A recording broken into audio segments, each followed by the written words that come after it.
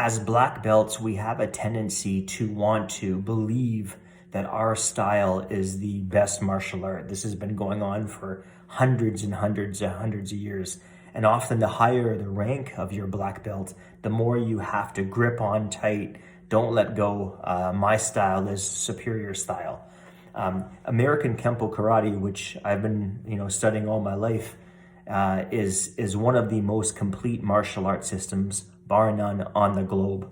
I'm currently ranked a black belt 8th degree. Here it's 2022, and it is very complete. We have forms, we have sets, we have freestyle / sparring techniques. We have numerous self-defense techniques, 154 plus 96 extensions. Some do an additional 3, I do. We have some weaponry, particularly the staff, the double sticks, the double knives. But one area that all striking styles that are primarily focused on striking are lacking is the ground. So when we think of Kenpo, we have many traces of Kung Fu, we have many traces of karate, of judo, of jiu-jitsu, but they are unique. Kenpo is uniquely different from all of them because in jiu-jitsu, the focus is primarily on the grappling side, the groundwork.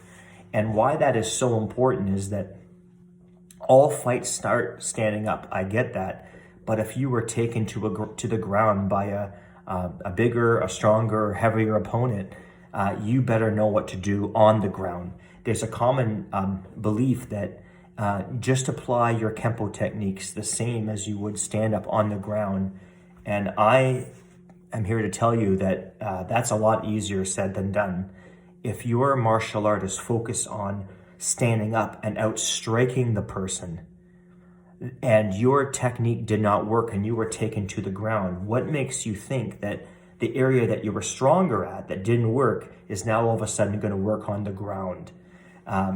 Now, some will say that Kenpo already has jiu-jitsu, like I mentioned, has traces of jiu-jitsu. But I want you to understand that Japanese jiu-jitsu has grappling in it. It has ground control. It has submissions. And how much time in Kenpo is devoted to the ground? Close to 0 is the answer. I understand that if you're taken to the ground, you want to try to get back up, especially if there's more than one attacker. That's for sure. That's why we have encounter with danger. We get back to our feet, leap from danger. We get back to our feet after we're pushed from behind. But ultimately, what happens if we're taken there and we're on the bottom? See, the thing is, everyone, is Brazilian Jiu-Jitsu. I study Gracie Jiu-Jitsu. Brazilian Jiu-Jitsu, I'm going to use that term, teaches you what to do if you're on the bottom of the fight. In other words, you're on the bottom of the ground, and it means essentially you're still good to go. The fight is not over. People think of Jiu-Jitsu as sport. Okay, so I can speak for Gracie Jiu-Jitsu. Started in January 2012, so I've been doing it for quite some time now. The ground, when you're on the bottom of the ground and someone's mounted you, there's still plenty of opportunities, not only to escape, but to bump them over and then submit them. If you're in the bottom of the guard and you have their neck control, the focus is on punch protection, elbow protection from the elbows. It's not on playing tag with the person and just trying to get an immediate submission. It's very much punch protection. If their goal changes, then you might try for a submission. We know too that when people say my style is superior, we know that the early UFCs, so 1993 was the first one, many people from Kung Fu, from Taekwondo, from different styles of karate, and a lot of them very high degree, had their chance to prove that their style for style, was superior. But what we found is that Gracie Jiu-Jitsu, Hoist Gracie was the representative, was able to, for the most part, walk through all opponents of all different styles. And some would say that's because it's a one-on-one fight. Even if you say that, the fact that Jiu-Jitsu won one-on-one, why didn't these striking styles win? Hoist Gracie did something which we would call distance management. He'd manage the distance. He would close the distance, clinch, take the person to the ground, and he would submit them, via choke or armbar or whatever it might be.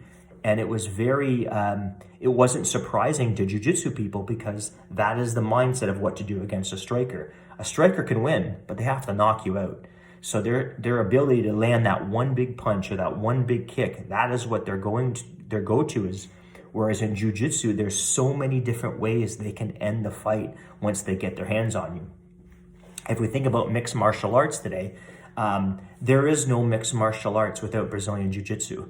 Brazilian Jiu-Jitsu is really the spine, if you would, of mixed martial arts. Take Jiu-Jitsu out and it just becomes a stand-up striking art. BJJ is also, I would argue, one of, if not the most effective martial art for someone who is smaller.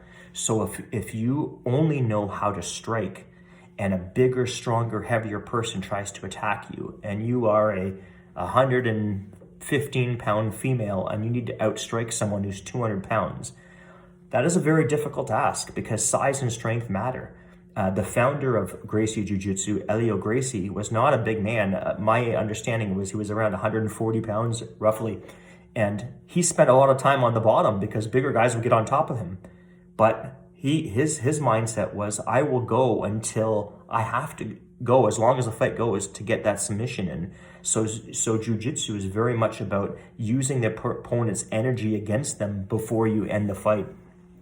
When we think about law enforcement, we hear about in the news how police are doing excessive force and how bad it is, but how can they truly be blamed if all they know is how to use their taser gun or outstrike them, if they don't have techniques of how to control the person really well? Jiu-Jitsu is ideal for inside close fighting because they can control the situation, take the person to the ground in a humane way, not an excessive force way, and then handcuff them and do what they have to do. In my opinion, too, poorly trained martial artists cause greater injury. So if you're in a martial arts school where people are constantly getting injured during sparring, this is my perspective. The higher the degree of your black belt, the more easily you should be able to defeat someone of a lower rank without causing severe injury. But if you're a smaller person, you're striking as hard as you possibly can because you have no other choice. It's a striking art. Whereas someone in jiu-jitsu, it's not based on size, it's not based on strength, it's based on getting close, tying them up. If they take you to the ground, no problem. Conserving your energy, making them waste their energy, and then ultimately going for the submission. The other thing to think about is cameras are everywhere right now. So if all you've been taught is gouge the eye, chop the throat, knee the groin, sandwich the head, chances are, if you're in an environment where you see someone with a camera on you, you might go for it, but if your force is excessive, you could be in a lot of trouble. Jiu-Jitsu is about almost more self-defense in the sense that it doesn't require those extremes to make things work. Brazilian Jiu-Jitsu, I'd also argue, would allow you to control someone in a much more non-violent way.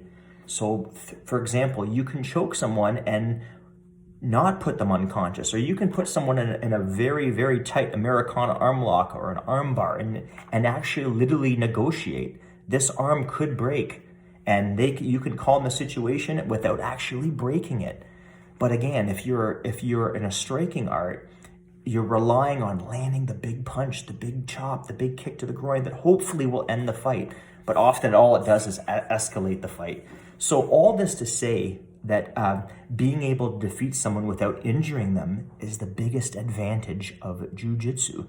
So if we can take our Kenpo, one of the most effective martial arts for striking, and incorporate jiu-jitsu, I believe it is one of the most complete combinations of martial arts there is.